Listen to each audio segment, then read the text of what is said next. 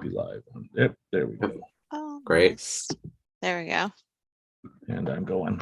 Darn it. Hey, everybody. Happy Monday. Welcome to Star Wars Rebels Revisited, our first episode of December. Can you believe it, Ashley? No, this year has just been like out the door. So the year has flown. It really has. It can't wait to get itself over. Yeah. I am in countdown mode and at the same time trying to fight the clock. I think like a lot of people, things that need to get done. I still have Christmas shopping to do, all that stuff. But hi, everyone who's joining us. We have a really fun night ahead. We're doing a double episode watch along of season 3 of Star Wars Rebels. And we're going to talk a lot about Thrawn and the Bendu and Governor Price. It is an action-packed hour of TV, that's for sure. A lot of big players come into the show in this episode, so it's gonna be fun to talk about.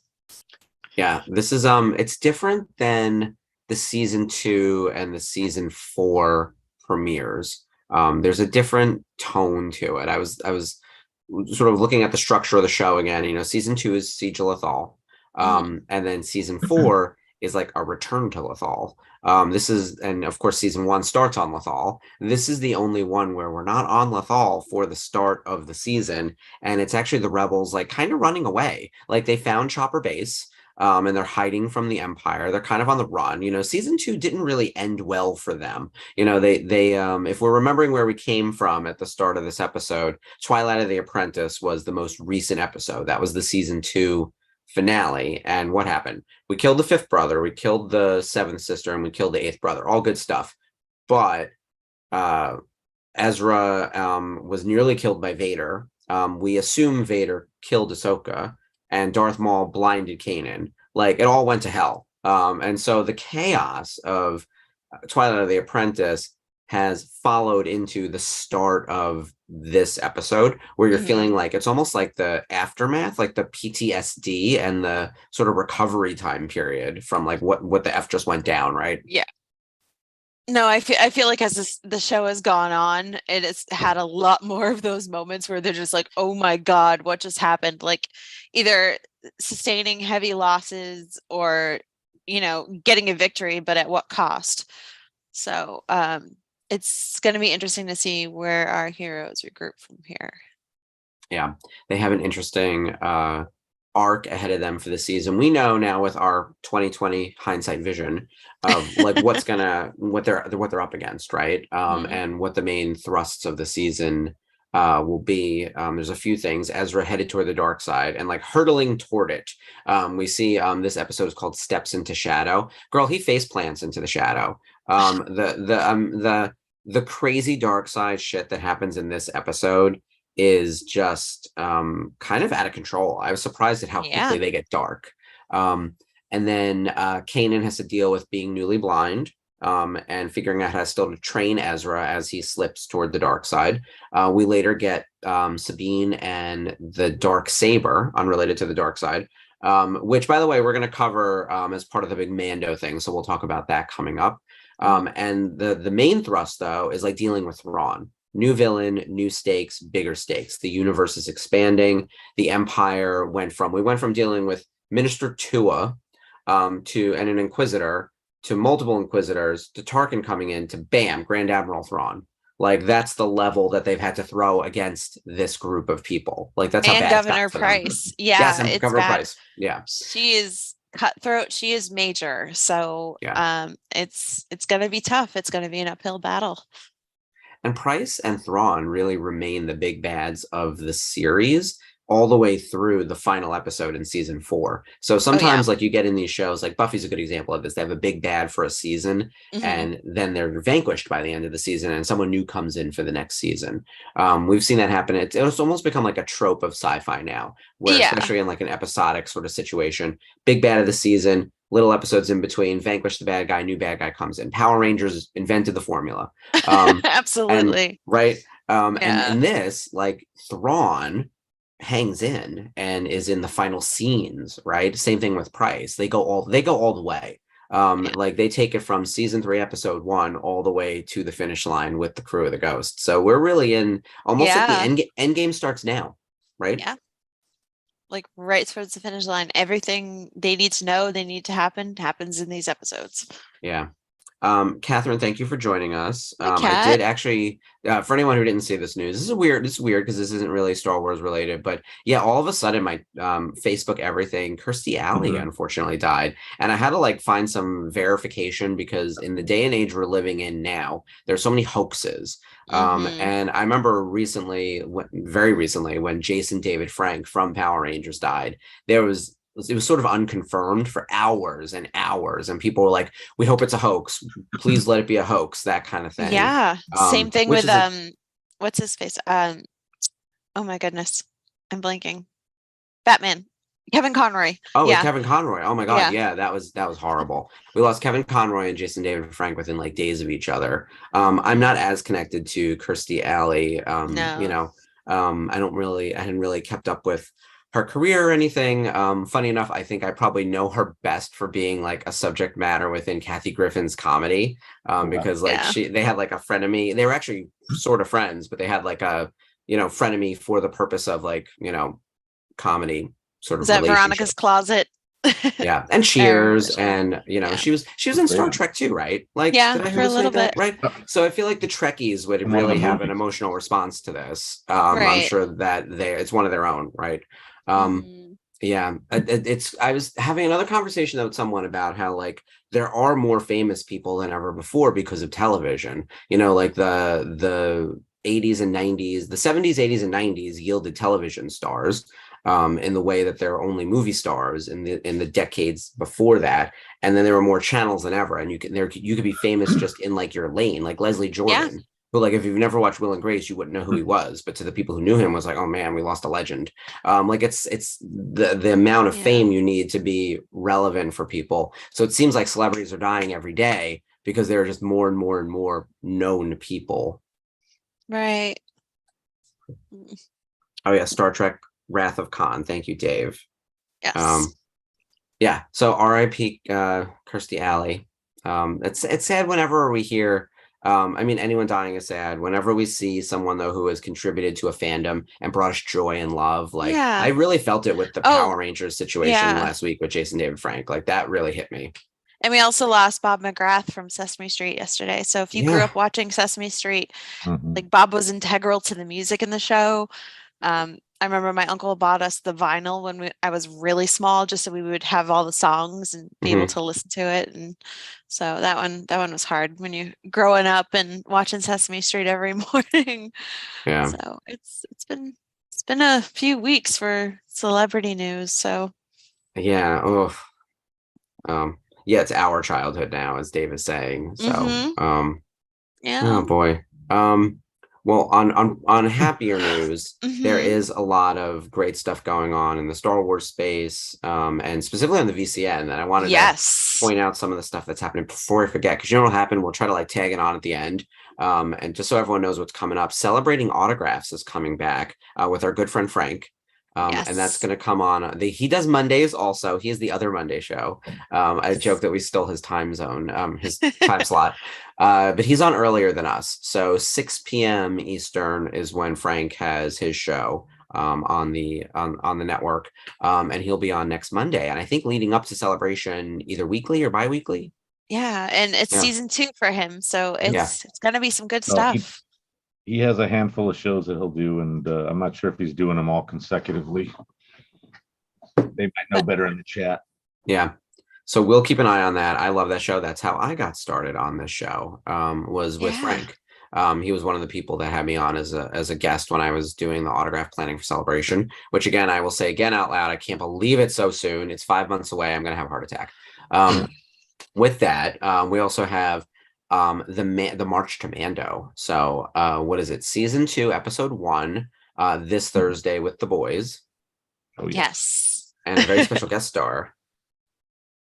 Leilani Shu is going to be on with everyone on Thursday for the Mando watch along for season 2, ep 1. Season 2 is really fun. So that'll be this Thursday.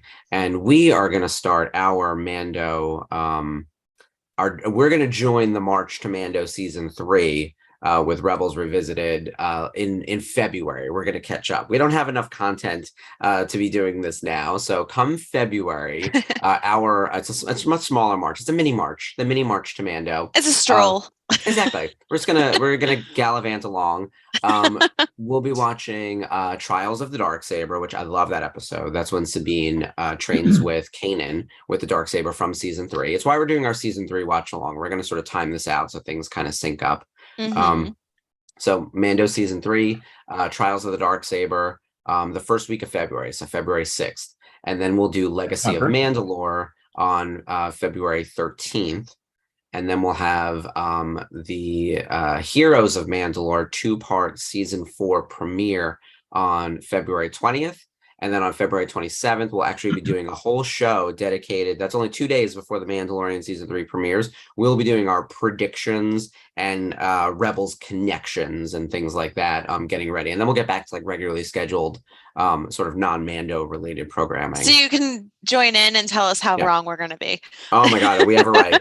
We're never right. I was but right we about try. the Death Star and Andor. That was about it. And someone was telling me recently, they were like, well, you picked up on the lesbian vibe. It was just only one woman in the picture out of the 2. I was like, oh, that's not so bad.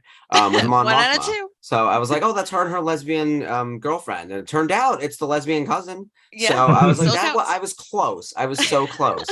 So some of my predictions, they come close. They're there. They're in the ballpark. Yeah. David says that the autograph show is going to start with a review of Anaheim's Autograph Hall. Oh, so it's going to be like a recap of Celebration in Anaheim and how well things went there and his experiences there. And then it's going to be talking about what you need to know to prep for London. Yeah. And I think a bit before, if I recall correctly, that Frank was doing his like monthly, not every week. Yeah. So like this show will be specifically about Anaheim and the Autograph Hall, and then we'll have another subject matter, but it's not, I don't think he's doing it every week for sure until Celebration. I think it's monthly. Right. Once they start announcing guests and things like that, it'll make sense for him to be second Monday of the month. Absolutely. Yeah. And it'll just be good to hear what he thinks about Autograph Hall in Anaheim, because I experienced it and I have my thoughts. And I'm sure everybody who has been there and seen it, they have their thoughts about it too, so it'll be good to compare notes. And you can also listen to his interview with me from, I guess, a year ago at this point on Chicago.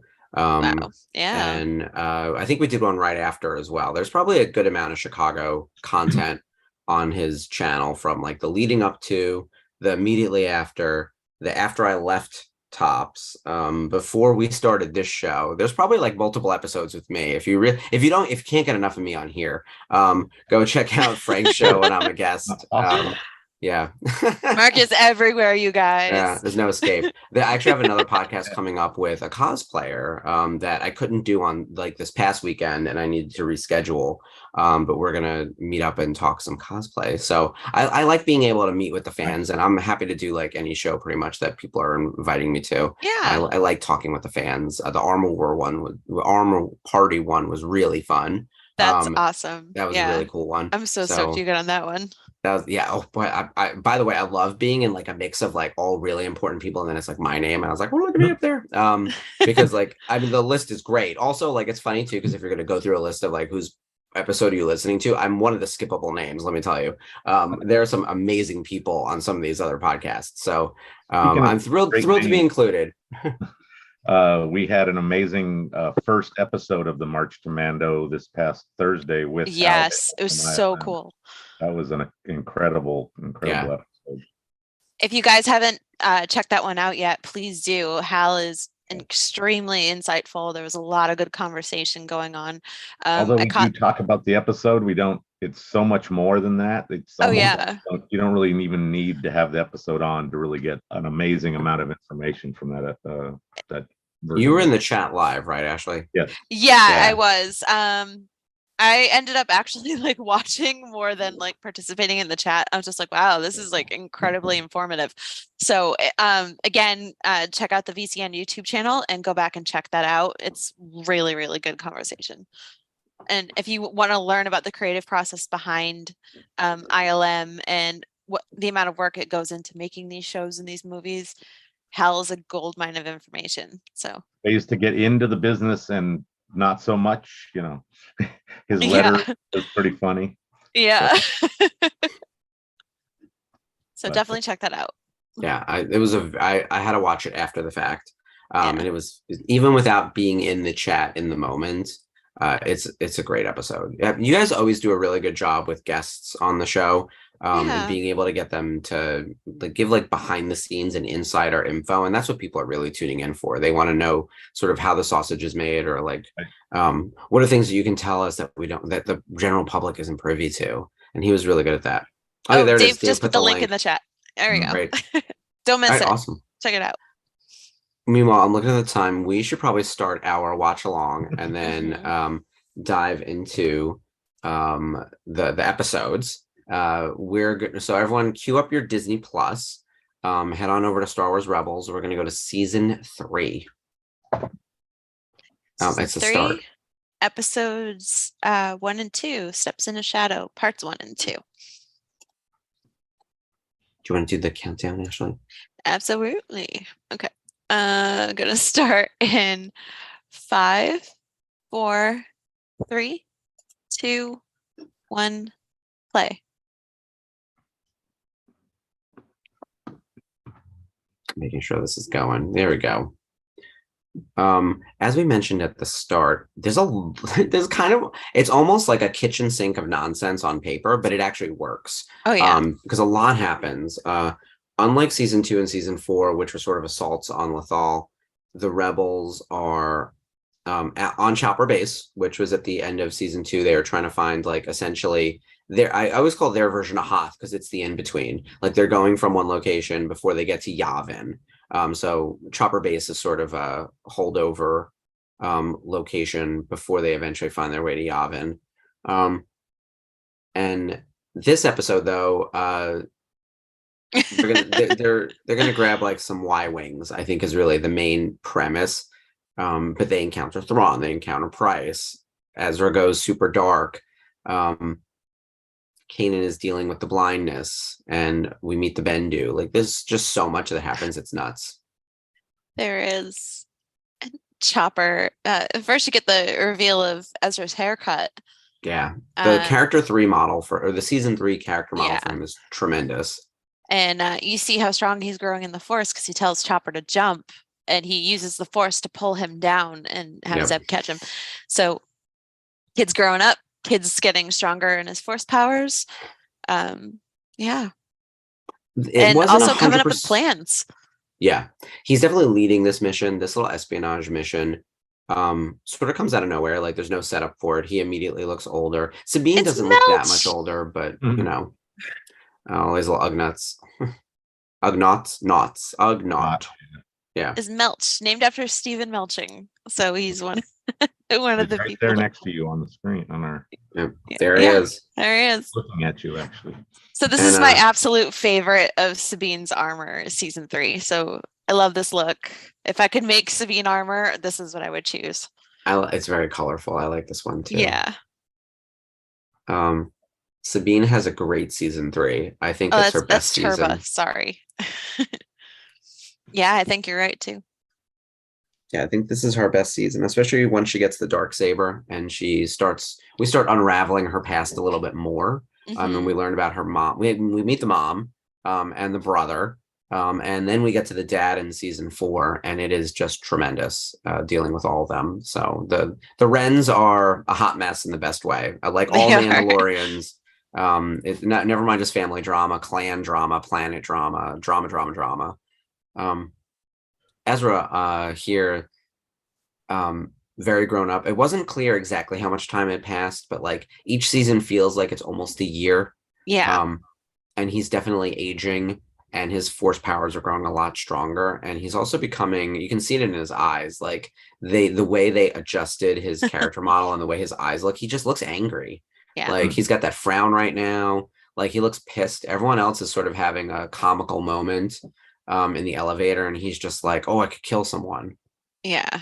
He's super focused on this. And also Hondo's trying to pawn off Sabine's blaster, and she's like, no. not today.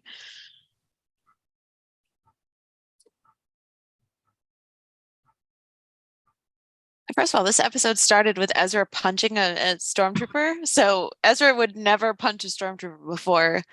Yeah. You know, that's Zeb's job. So his strength has grown exponentially.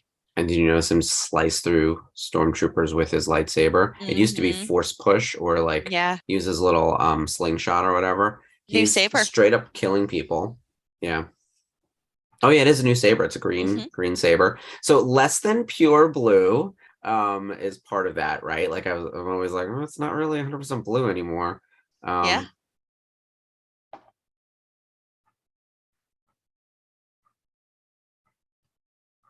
Yeah, this is pretty dark what's going to happen next. In fact, there was a Ms. Mojo listicle. I was doing some research on this episode, and you know how sometimes a video pops up and it's like, I don't think that's related, but it could be. Yeah. The moment coming up was on a listicle of darkest moments in Star Wars as an honorable mention. And it wouldn't make the top 10.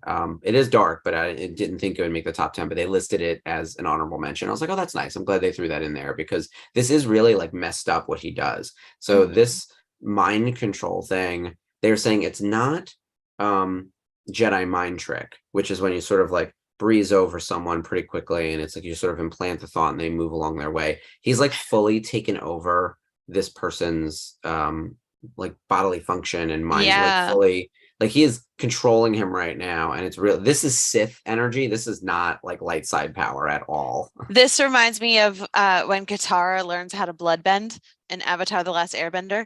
Like she doesn't want to do it, but she has to do it for the survival. Yeah, and it's like dark side. It's the darkest form of bending to like control somebody's blood or somebody's mind. It's showing that line. You can see Ezra struggle. We talked about this in Andor. It's the end justifying the means, right? The way Luthen behaves for the greater good. He just killed all those people. Now, granted, you're at war. Like, I really feel like we should be shooting to kill. And they're on the other side. But they used to just like escape or shoot to harm or stun. Or just to get away. And Ezra like fully murdered that man, like took over his mind, had him kill his friends, and then murder him. And he's a lot more sullen. Like you can see, before he was like, "Hey, no matter, we got this in the bag." But now he's just kind of sitting there, like, So is it the teenager or is it that line? It's the new dark side power. I mean, so this goes back to what we were saying earlier about the fallout, right? What happened in Twilight of the Apprentice and what has it done to everyone? It's clearly driven a wedge between Ezra and Kanan. They haven't had a scene. I mean, I know the episode just started, but they're not in a scene together right now. It sounds like Kanan has not been training him as much. And Ezra's just like listening to the Sith holocron. And he's like, hey, I did what I had to do. Very dismissive of like, didn't you just kill all those people? And I was like, yeah, but I had to. By the way, I agree with Ezra. Like, I got no time for morality in this situation. So as he's like back in his room, like brooding with his little Sith holocron, like I agree. Yeah. Dave, I'm working on something, by the way. Yeah. Especially with Mando coming out in March, we need more stuff. Things are a brewing. I don't have anything new to share right now, although we did just release our ready to wear armor for the First Order Stormtrooper. So if you're not a builder and you could buy it like pre-assembled, there's a little bit of an upcharge for that, but like I think it's well worth it if you're not a builder. Yeah, definitely. Because think about all the work you'll be putting into it if you have to build it. So those are on pre-order now. And then the holiday sale starts later this week, which is very exciting. I know. Get ready. Christmas. Hanukkah. Gifts. Yeah. There she is. How creepy was Ezra in that last scene? Oh yeah. Here we go. Surprise. Modeled after Kate Blanchett and Indiana Jones in the Kingdom of the Crystal Skull. Yeah. So. Did we all see the Indy 5 trailer? Yes. So excited. The names are weird now, though. Yeah. Dial. It's like the Dial of Destiny. Whatever. I think of the Pick of Destiny, but that's. I love. I knew you were gonna go there too. Um, yeah, my first reaction being like the ginormous nerdy Sandman fan that I am was like Indiana Jones versus the Corinthian, because Boyd Holbrook is one of the Nazi villains in this one. So you see him on the motorcycle real quick in the trailer, and I'm just like, oh, like Mhm. I wish I'd been able to meet him in New York, but maybe he'll come back around. We'll see. If Rhode Island loves me or Boston loves me, they'll make it happen. Mm. And we got Commander Sato, Yep, our boy Keone. he's there, our new best friend. And Hondo, Jim Cummings, who is tremendous. I He's so cried good when in I this met role. Jim. Hmm. I did. Yeah. He's someone who he's just he's got that radiant energy, you know. Yes. Like just how easily he switches voices from character to character. Like even when he's signing autographs and you're telling him like your favorite character, he'll sign that in the voice. And Mhm. I don't have a favorite. I grew up watching the Disney Afternoon. It's all of Yeah. them, okay? Yeah, it's like I can't choose from the IMDb. I mean, being that Star Wars is in my blood now, like he'd Yeah. have to sign as. Actually, he's someone I'd put on the Rebels poster. I would add Jim Yeah. Cummings. He's poster worthy. Definitely. Put him near Keone, maybe right on top of Hera. There we go. Keep that clutter going, guys. Yeah. Yeah, Keone was so nice. Dave, like that. I'm still talking about Rhode Island Comic Con. It happened a mere weeks ago, but it's the kind of thing where it's like still frequently brought up about what a Yeah. great show that was, like across the board, hanging out with you guys, seeing the Mhm. talent, like it was really fun. Really. Ezra gets a promotion. Yeah. And here's the thing, we're rewarding the bad behavior. So yeah. He's like, crap. Yeah. Yeah. In some ways it's like this is great, and at the same time it's like this is horrifying. So So he just said that Kanan is never around. yeah. Yeah, Kanan's dealing with the PTSD of here we go. I love that he's like being crawled on by these little spider guys. The first, no, not the first, but these spiders were here before we ever saw them in The Mandalorian, right? Yeah. Yeah. Long before Yeah, this that. is the premiere or not the premiere, but we see them here first. Yeah. Yeah, Robert, know- I've heard his panels are great. Ezra is kind of feeling abandoned by Kanan at this point. So I feel like that's going to add to his tiptoeing down the dark side path. There's a distance here, right? Mhm. Because this season is the most where Ezra feels like Anakin going down the dark side path, right? Like doing all the things, and even says some of the same lines. Like at one point, Ezra's like, "I just want to protect my friends. I don't want them to be hurt ever." And I was like, "That's exactly what like Anakin was saying. This he wanted to keep Padme from dying and protect his friends." And so this like road to hell paved with good intentions kind of situation. Like it'll make you do the wrong things. Mhm. And Where are we at? Kanan's not been paying attention to him. Oh, and he knows about the holocron. Timestamp for Sherry. Let's see. Mine's 12 minutes right now. Yeah, 12:02. Yeah. 12:02. Yeah. Sorry to interrupt. Yep. No, you're fine. Acting Sherry, out of welcome. anger. So we're in season 3, episode 1, Steps in a Shadow, a little over 12 minutes, 12:22 timestamp. Ezra's fighting with Kanan right now. Look at how mean Ezra looks. He's shaded differently. Like at one point I literally thought his skin was darker, but it's just because they kept putting him in shadows. I forget sometimes the show is like very heavy-handed. It's like we are showing you visually what is happening to him emotionally. And it's like, fine. Like I get it. Kanan can't see things clearly. He's literally blind. I'm fine with that. This is a kid show. Give us the heavy-handed metaphors. It's fun. I enjoy it.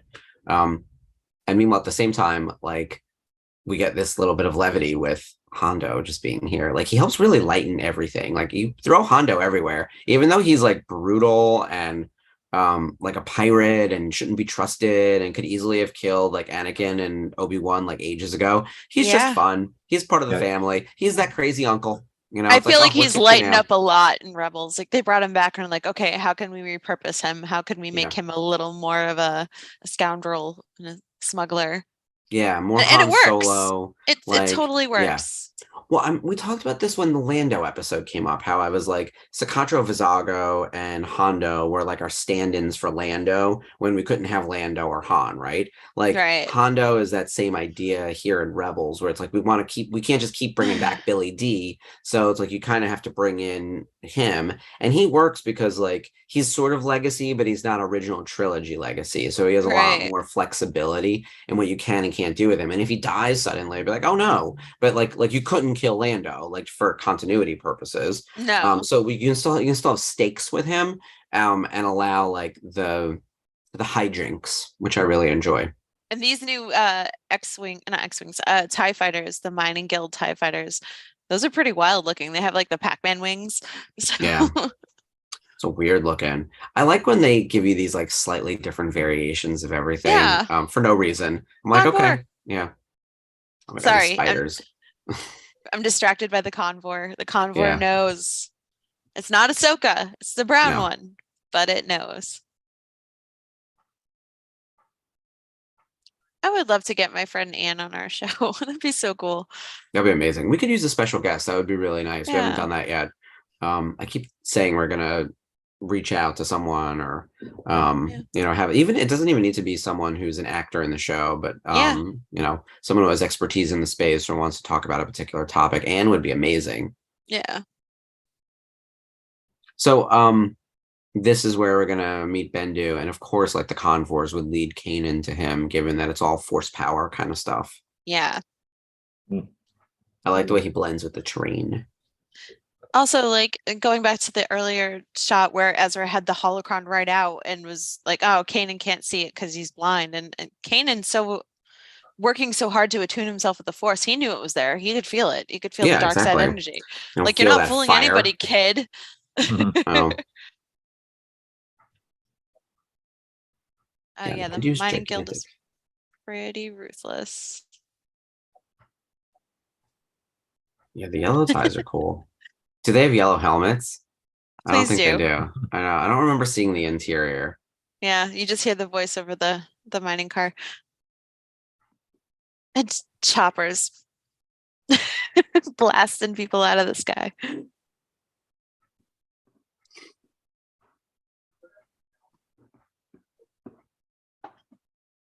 Don't leave any witnesses. Oh my God, that's brutal.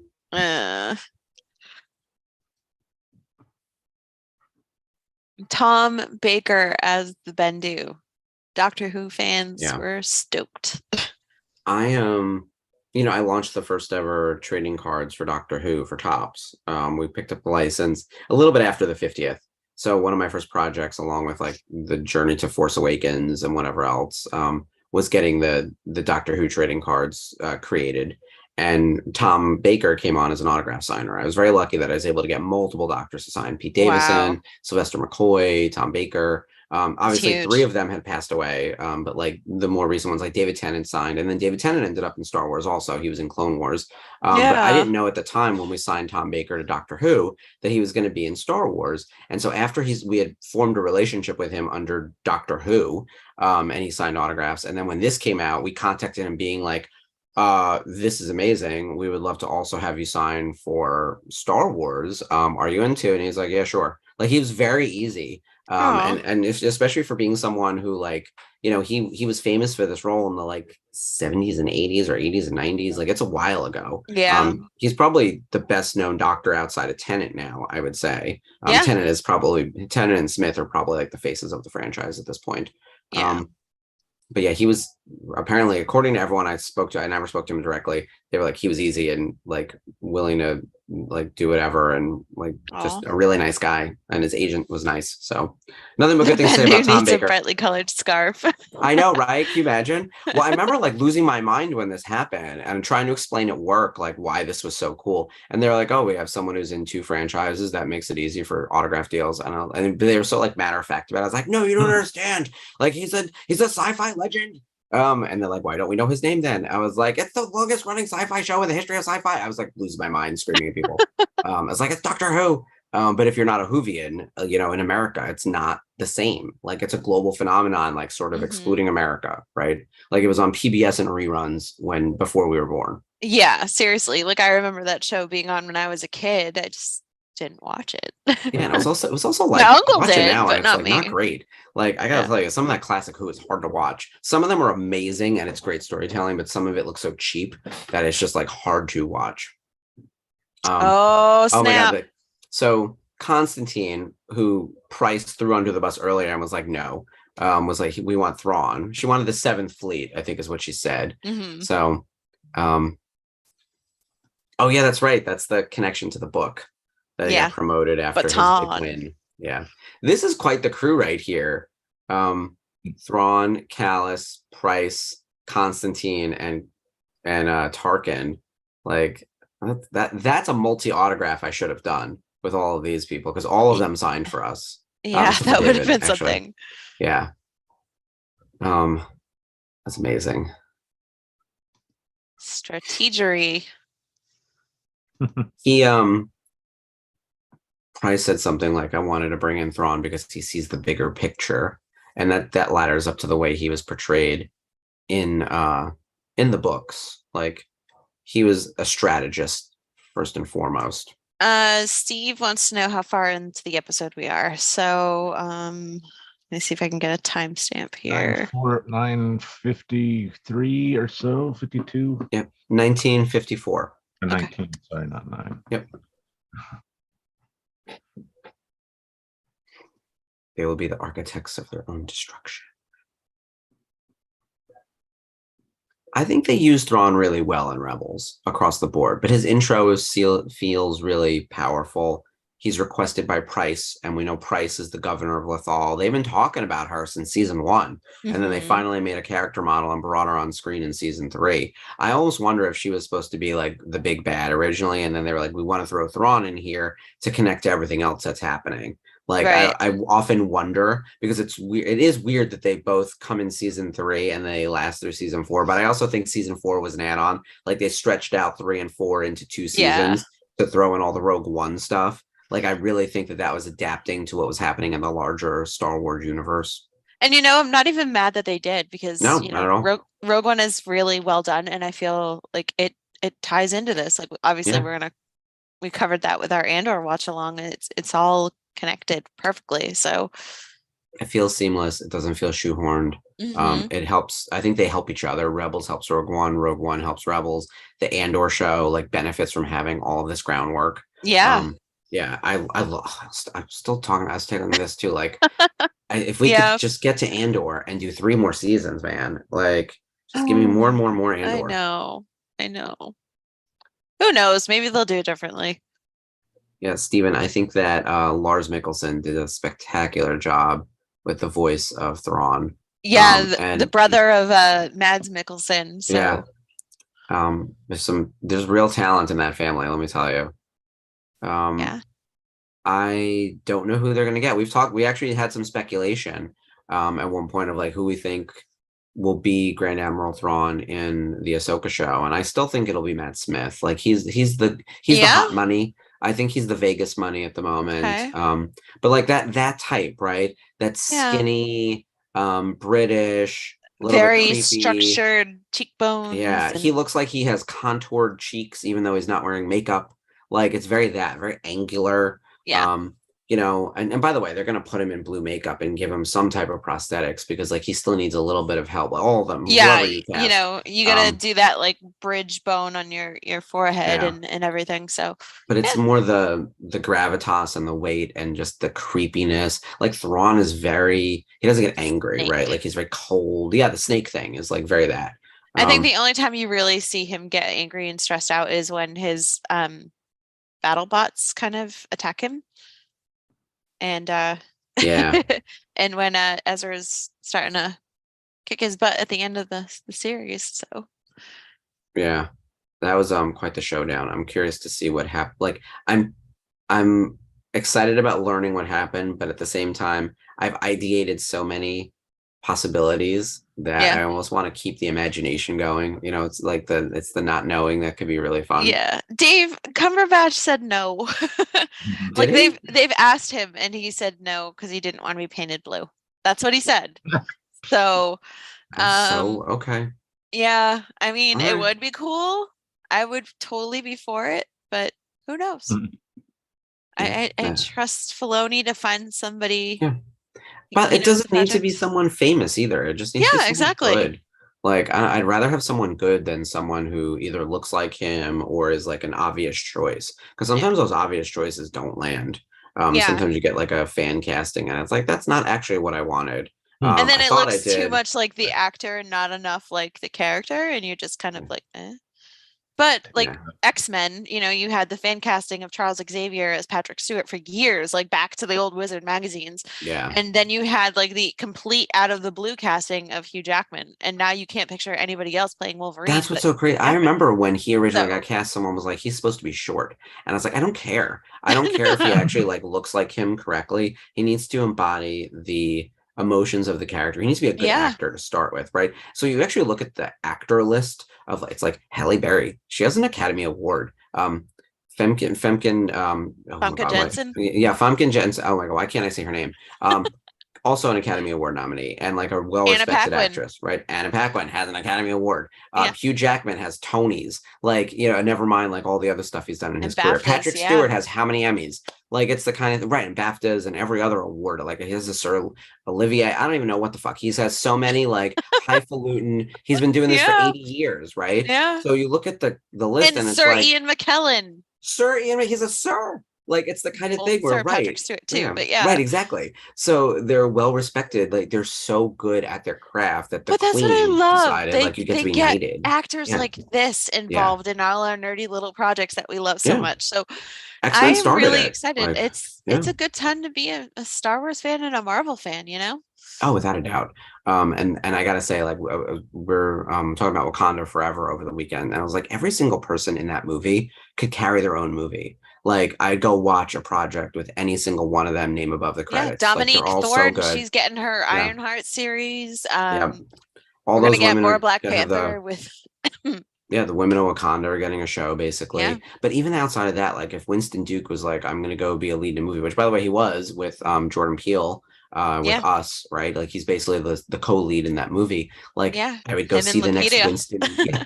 I'd go see the next Winston Duke project, right? Yeah. Like they're just all tremendous. And I think that's Yes. something that Marvel's done a really good job in is like Bow excellent down to casting. Sarah Haley Flynn, like Finn. Finn. She's amazing. She's been knocking it out of the park with casting, and like she's taken unknown actors like Tom Hiddleston and Mm, Chris, Hemsworth, and made them like international superstars. yeah. Like you would fan cast the crap out of Thor and never come up with those names, and now we No. can't picture Because anybody else playing those they characters. kept giving us bodybuilders. I was like, God help me if we have to see a Sylvester Stallone or an Arnold Schwarzenegger try to be Right? Thor. Like, Yeah. by the way, that would be like 30 years too late. But like So that idea is like, yeah, I was watching the Marvel Assembled, and they were like, we're gonna pick the actor, and then we'll get him on a workout regimen. And I was Yeah. like, that makes sense. That's the way to do it. Wicked Like you need smart. to, yeah, you gotta find the talent first. And Let's that's click why I play on love the. so much that they're, casting essentially unknowns to us for the Ahsoka project. We Yeah. don't know who's playing Hera, obviously, but we know Natasha Liu Bordizzo is playing Sabine. Again, I would have never idea. thought that, but she The looks so Acolyte, good. I had to Google every person on the Acolyte. Then it turns out all of them are incredible. So Yeah. once you actually, so at first you go, who's that? And then you go, oh, it's that person. And it's like, oh, there's some high quality here. High Yep. quality, high quality, high quality. Even like Pedro Pascal to a lesser extent, right? Like he's known for Game Yeah. of Thrones, but like he's just an excellent actor. You Mhm. go back to the IMDb and it's like, oh, he's been in excellent projects and he's excellent in them, but he Yeah. wasn't like a name. Now he's a name because he's part of the, the franchise and he is the name of the franchise. But Mhm. yeah, I'd rather do it that way. Like let's Yeah. bring in people If who they are do gonna phenomenal deliver. jobs and they're authentic Yeah. to the character and still bring a lot of heart and strength to the role, you have me. I'm sold. And the Yeah. actor that they got to play Ezra, like perfect. Yeah. Perfect. I've never heard of the guy before in my life, but he's perfect just by like looking at him. I'm like, okay, you are an adult Ezra. That works. Yeah, Go. Let's do it. it's going to be exciting to see that. Yeah, Let's I'm play on so the next stoked. episode All right, you because guys. we're already at a quarter two. Yeah. Quick countdown. Season 3, episode 2, Steps into Shadow, part 2. All right, we're gonna go in 5, 4, 3, 2, 1, play. So there was a big body count in that episode, probably one of the Mhm. biggest in terms of like just intentional murder. Good stuff. You know, I feel like they've set the tone for what's happening this season. Ezra seems a little bit like borderline unhinged. Kanan is lost, like Yeah. physically, spiritually, mentally, psychologically disconnected from the Force. He's losing Ezra. Hera and Kanan barely have any screen time together. Kanan and Ezra barely have any screen time together. And Ezra's angry because, you know, Yeah. Turbo was killed and he's gotten a lot of crap for that. And now you have all these droids who are like suddenly following them, letting the Empire know that they're there. Everything's starting to come unraveled for the newly crowned lieutenant. Yeah, really. That promotion. That thing is huge. Oh my God. Yeah. Oh wow. Yeah, those I love that they look like jellyfish. Yeah, they do. Or like those creatures in Metroid, the Samus. Oh yeah. That's what I thought of when I saw it. I can't think of the name right now. My childhood escapes me. But don't big, Ezra yelling at Rex just made me so mad. I'm like, kid, you are out of your league. Yeah. Oh boy, this is not going well. Which isn't that that could just be on the poster. This is not going well. Yeah. These poor guys. I'm excited to see. This is almost like the Empire Strikes Back. Like this season feels Empire Strikes Back-ish in that the Empire really delivers. Thrawn comes into play, Price comes into play. Even though Constantine's an idiot, like there's a really strong Imperial presence across the board, and they like largely win.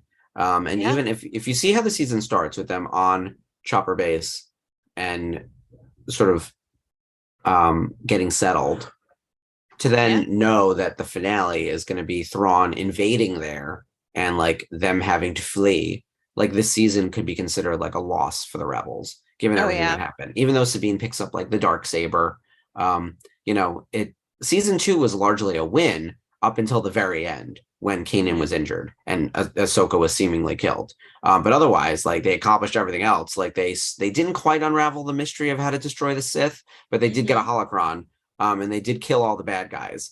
So like things kind of landed in a good way for them, and they were part of the larger rebellion, like that was building the whole time. And then they found the new base and they relocated to the base. This season feels almost like a retreat season. Like they're constantly on the defensive against the Empire now that they're part of this bigger world. They wanted to like get off Lothal, join the bigger conflict. They're in the conflict, but they're losing.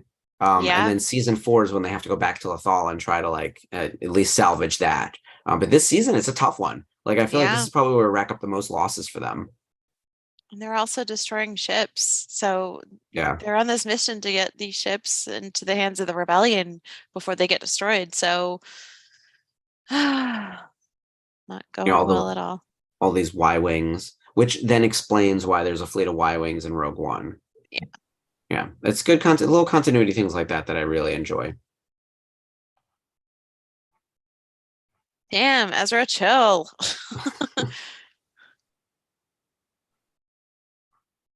I love how Hondo comes in and starts speaking to the Ugnaughts and Elgato. It's those moments of levity that I really enjoy because things are like serious as a heart attack right here. But then Hondo's gonna come in and start oinking, and we're all gonna crack up for a second. So we're gonna liberate the ships. Classic middleman. Mm-hmm. Yeah. In more ways than one. I find Hondo so endearing. I do. Like, I've grown to love him since Clone Wars. Of course. He's somehow, despite the backdrop of catastrophe at all times, right? Like the fall of the Empire, or the fall of the Republic, and now in like the height of the Empire with the building of the rebellion, he's just kind of doing his scams. He's like, I don't got time for this. I don't care what's going on in the rest of the galaxy. Like, I got this scam and that scam, and there's money to be made. He's there. Yeah. David says nobody ever talks about talks about Sabine as a crazy good pilot. I mean, check this out. Yes, she has learned from the best. And granted, question: the Phantom is smaller than the Ghost, and I think Hera would trust her a little more with the Phantom than her baby. But she's still damn good at it, though. Oh, she's amazing. I have to wonder. I mean, we know that she went to. We're going to see it in season 4. They go to the Spire to extract Wedge, and they went in Tilly's extraction. She was enrolled in the Empire, and yes, she was in the weapons development facility. You have to wonder if they took, like, as part of basic training or whatever the equivalent is, did she get flight training? Like, did she learn how to do the basics of flying there, or is that something that she did on Mandalore with, like, Mom, or her brother or whoever else? Like, where did she start, or was it all under Hera, or did she just literally pick it up? And I do think there's that question, Sherry, about, like, is she force sensitive? I think if anything, like, she could be a little bit. I mean, the Darksaber, like, was at first a minute for her to figure it out, but then it was like it felt good, like, with her wielding the Darksaber, and, like, it picks up on that. So I think she could be. I'd put her on a short list of possible. It's a strong maybe. But I also, like, don't know if she needs to be force sensitive to just be, like, some people are just naturally talented at things. Like Ashley is a naturally talented artist. I know you also work hard and you practice your craft. I could work hard and practice forever and still not be good at drawing. There's some people who, like, take to it, like swimming. Like, some people just, like, hit the water and swim, and then other people don't know how to swim, and maybe they sink on, escaping prison. So, like, they're not going to make it. I think that she's really good at that, and she's good at a lot of things. But, like, that one, like, flying and hand-to-hand combat come naturally to her. It's almost in the blood. Yeah. She's just got that warrior spirit, the Mandalorian warrior spirit. Yeah. Oh my God, it's going to be so cool to see it in live action. I can't believe we're getting that, you guys. Oh, so excited. And the Bendu is teaching Kanan how to see, like, really see. Yeah.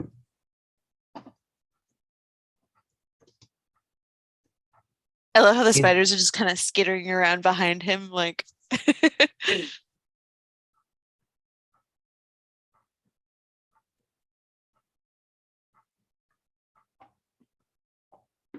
They're kind of cute. Your thoughts dwell on your apprentice.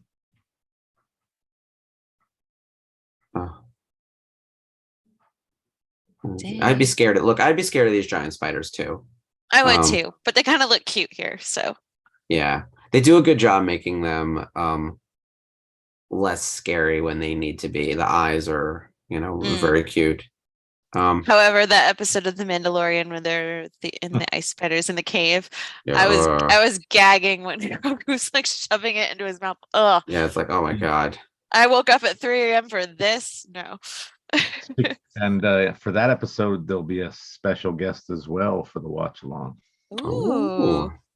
Oh, Frog Lady's in that episode, isn't she? Yeah. I'll just make a wild guess as to who it might be, but we'll let you guys announce it when you're ready. Because here's the thing, I'm not going to blow up anyone's spot, but I love that episode, and it is horrifying, that episode. And it's so good to see Dave and Dave Filoni and Paul Sun-Hyung Lee show up in that episode. Yes. Like, that little tiny cameo just came back, and it's big. And I just finished watching Kim's Convenience for the first time, so I'm like, oh crap! Such a great show. I love Paulie. He's such a sweetheart. I hope that he is back for Mando season 3. I feel like he will be. I'm sure that it's going to be. Well, we saw him in the trailer. Oh, you're right. We did see him. As I will say, I do think it will become, in some ways, the Jon Favreau action figure hour. The thing we joked about last week, and fine, I'm okay with that, because I do think anyone we've ever met since episode 1 of Mando, if they're still alive, will pop up in the final season. If this is the final season, we don't know that, by the way. I don't think it's confirmed that this is the final season. I think there's just this idea, if at all, that it might be. I don't know why they would stop this franchise. Like, it should just keep going. And I would not be surprised if they were like, guess what? It's been renewed for 4 and 5. Oh, snap. Oh, Jesus.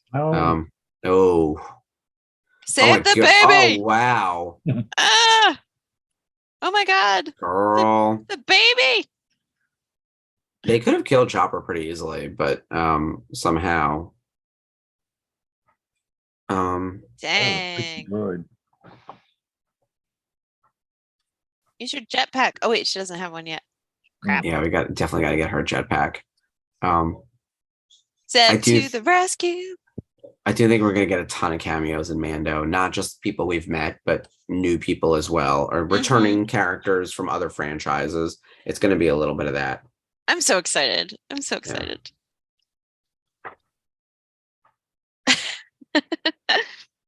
Hondo and his squad. Ezra's gotten really good at deflecting the blasters. That's one of my favorite scenes to draw, is that overhead shot right there. Because you get that really cool green light reflecting on his face. And it's just, it was one of my favorite cards that I did of Ezra.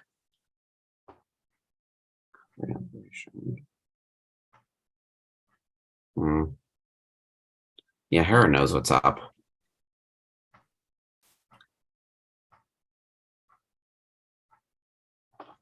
Kanan's relationship with Bendu is really interesting.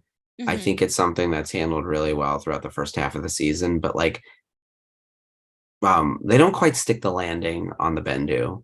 And we can get into that as we like get further down the road. Because I think there's a lot there, and it goes back to like where Clone Wars had a lot of space to play, and Rebels I think needed to just stay on target of like we have these beats to hit.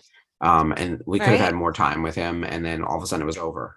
That's one of my few critiques on Rebels is that Bendu started great but didn't finish strong. And there's more we could have done there, and I think he could have helped Kanan and Ezra and Ahsoka, if possible, with Ahsoka in other ways.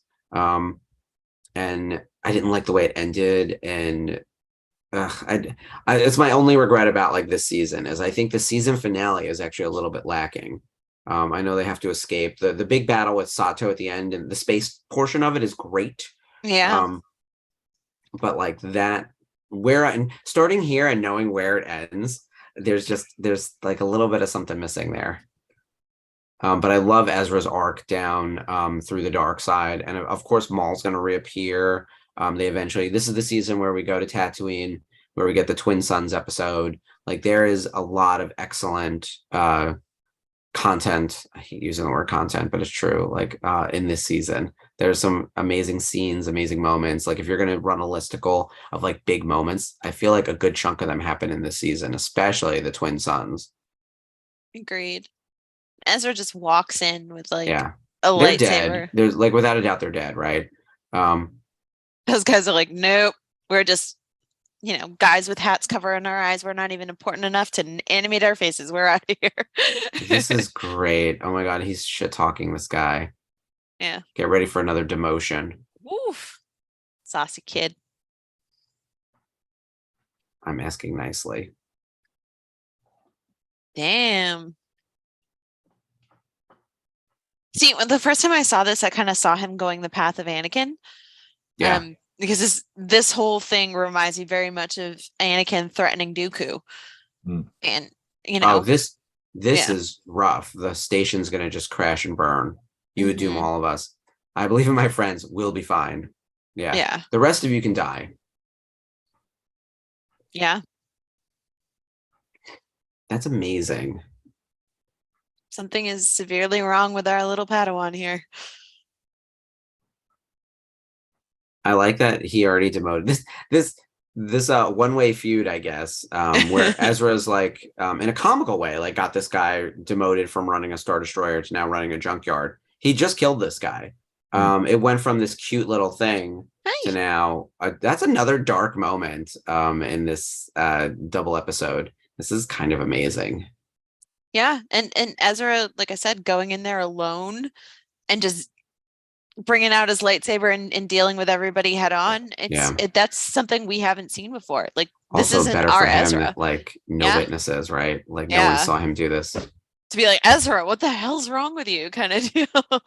We're making our escape now. Hello, little miss. Oh, Hondo. Another successful adventure. Oh, Hondo. Hey, any crash you can walk away from is successful for Hondo.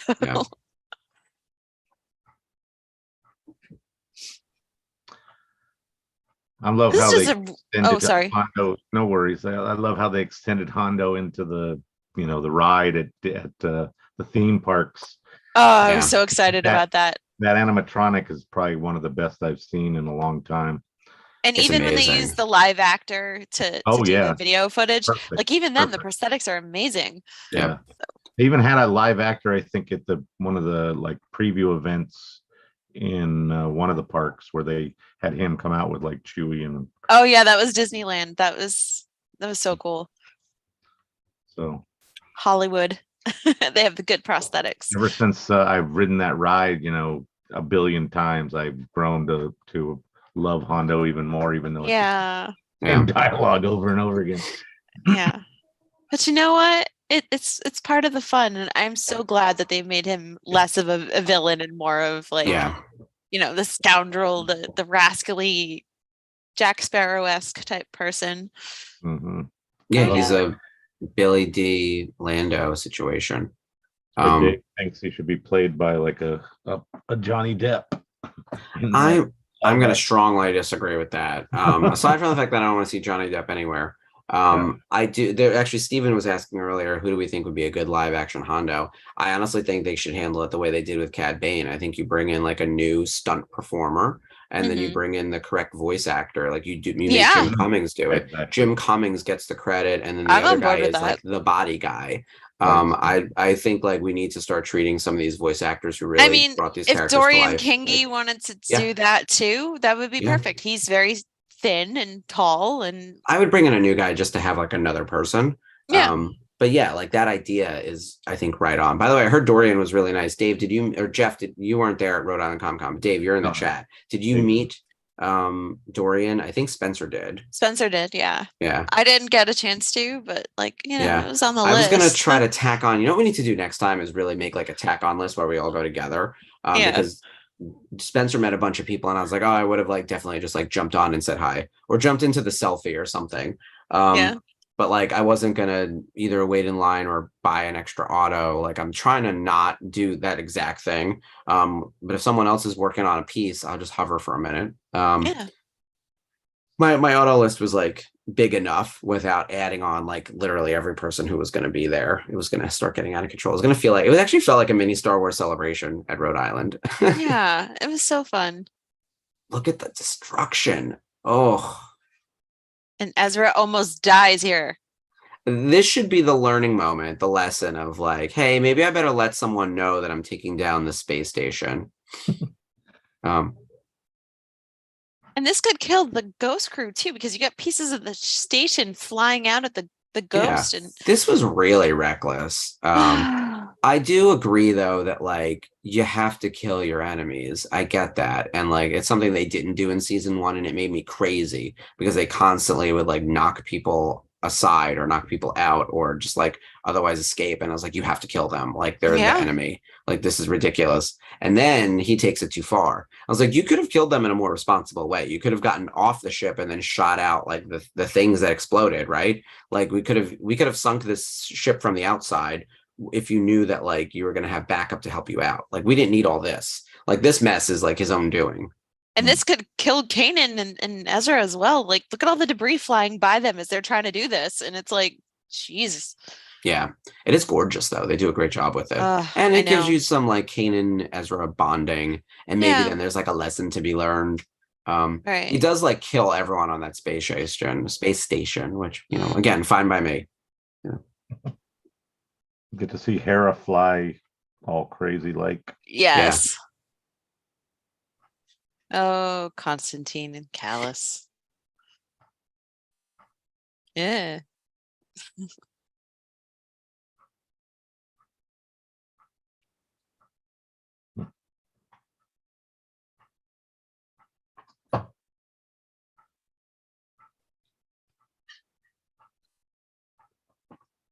And this is Thrawn's first mistake, not taking them seriously. Mm-hmm. I don't know. I think he's waiting for the larger group. Yeah. So he wants to find their location too. Like in a perfect world, you would have actually put trackers on everything without them knowing. Like Thrawn has a larger goal in mind. That's what she just said. So Huh, Which you're it ends right. up working throughout the season. They figure out where they get them. I feel like they get them out of Chopper Base like very quickly. They Like do. it's not long that they're there. Yeah, Ehara is pissed. Yeah. Oof. Um.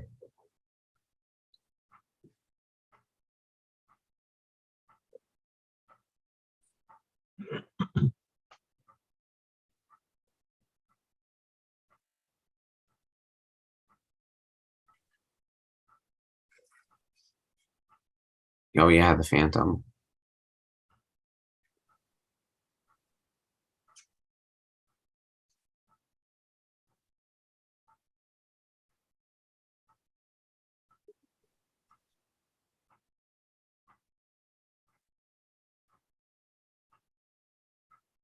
The loyalty. Like this would be Zeb in season 1. Yeah. They did get the Y-Wings. General Dodonna. Everyone clap. Mhm. Mm. It's growing every day. That's the thing. It takes everyday ordinary people. We saw it on Andor. Every little bit you have to try. You have to keep trying, keep moving forward. We'll need all the help we can get. Yeah. Be sure to pass on your manifesto. Apparently someone picked up another picture of Cassian in Rogue One when he's wearing the blue jacket and he has something on his shoulder.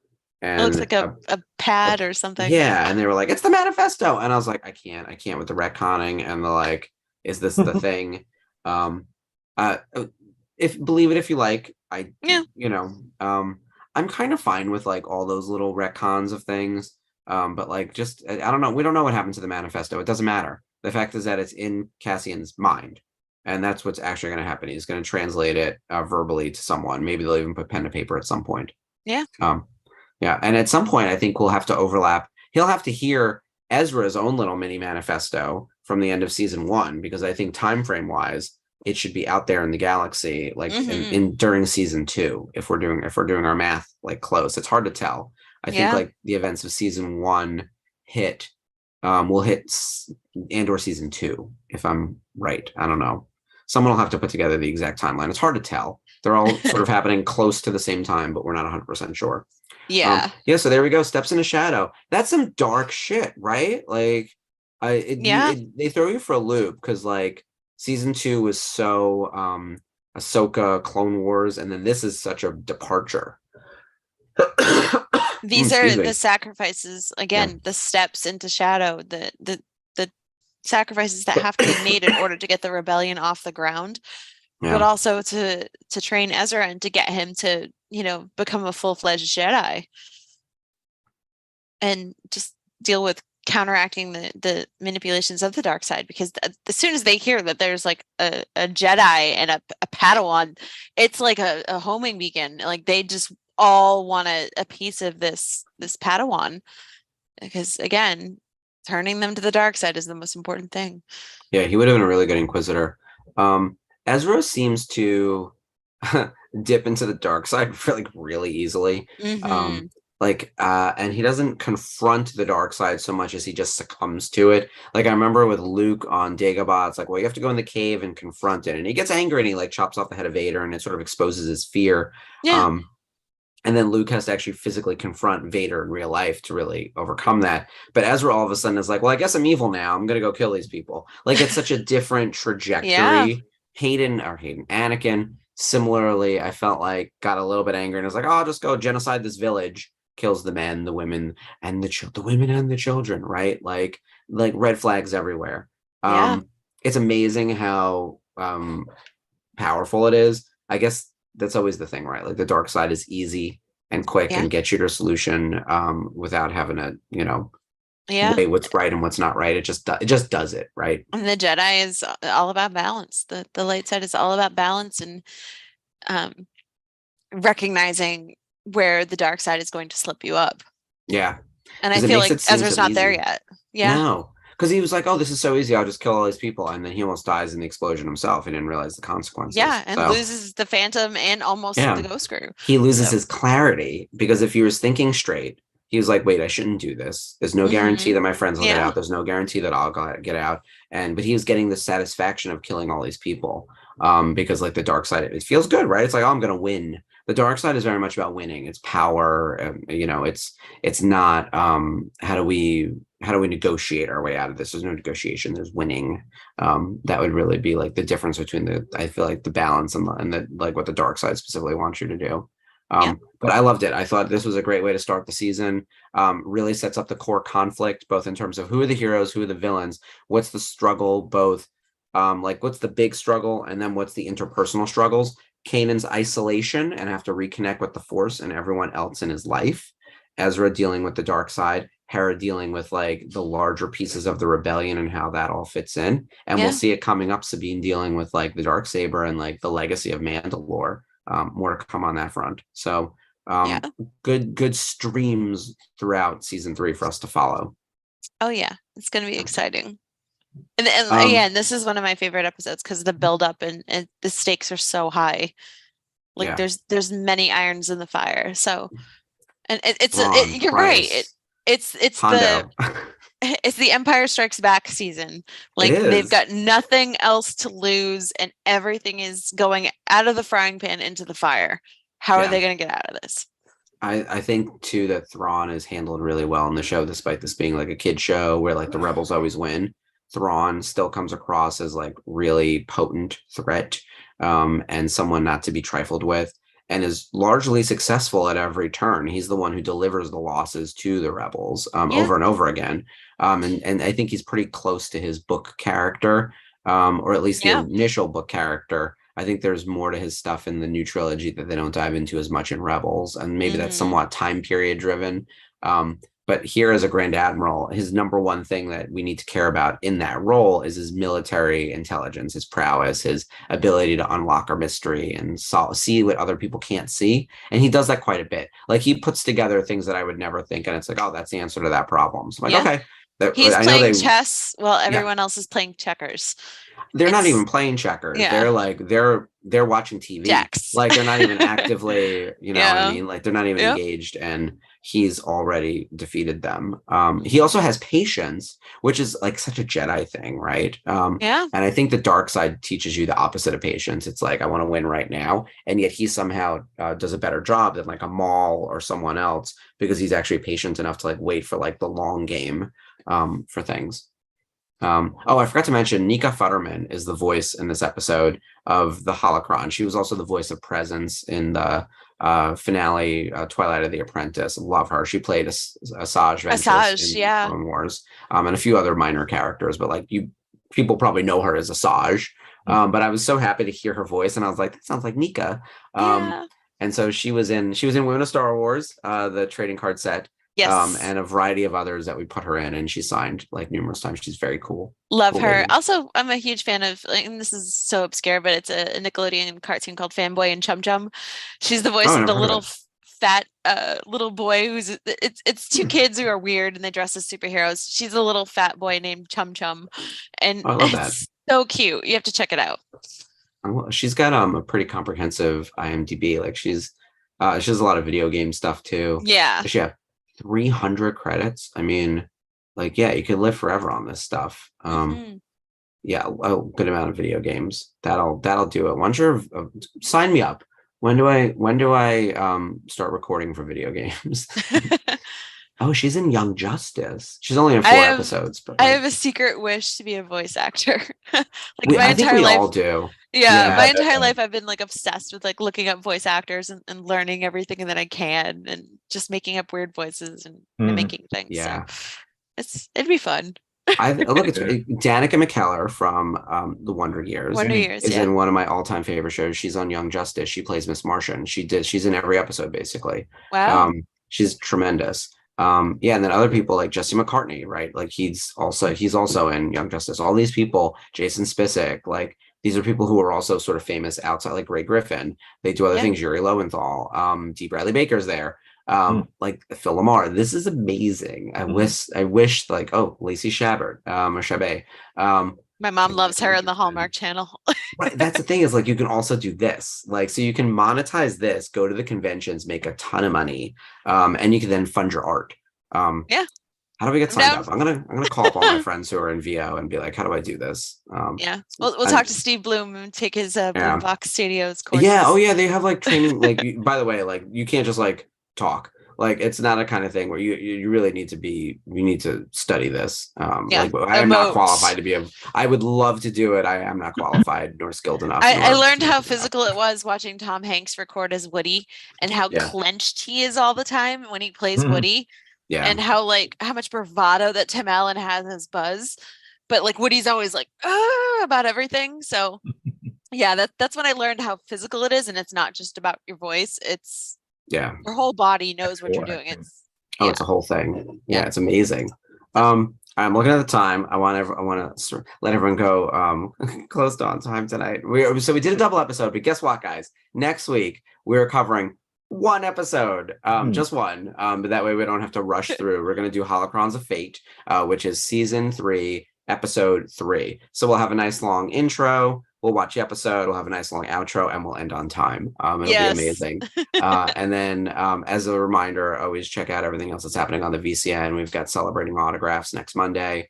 We've got the watch along this Thursday with Alana Shu for Mandalorian season 2, episode 1. This is the second episode in their March to Mando season 3 watch along, which is very exciting. And then, of course, there's always an episode every other Sunday of either Jedi Archives or the Unifying Force. It switches every week. So make sure you're tuned in. Thursday is the big one, though, with Leilani. That's going to be really fun. And so much content, you guys. Yeah. So fun. You get to hear Leilani talk about, her roles as a Jawa. Yeah. Yeah, Because she's a lot so goes cool. into being a Jawa, you guys. Don't take it for granted. Yeah. And if you had a chance to meet her at Best show. Punta or whatever, she's terrific. Her and Yeah. Ariel is so sweet. So I think that's it for tonight. Yeah. Well, thank you guys so much for joining us this week. Make sure you stay tuned in the VCN, and we got a whole lot of content for you leading up to the Mandalorian season 3. So don't miss it. Thanks Oh for my joining God, us. holiday special. We'll put that in, Stephen, as a request, a holiday special watch along. I'm sure the boys will do it. Thank you, everyone, for hanging out with us tonight. We'll see you next week on Monday night for Rebels Revisited. May the Force be with you. Bye. Mm.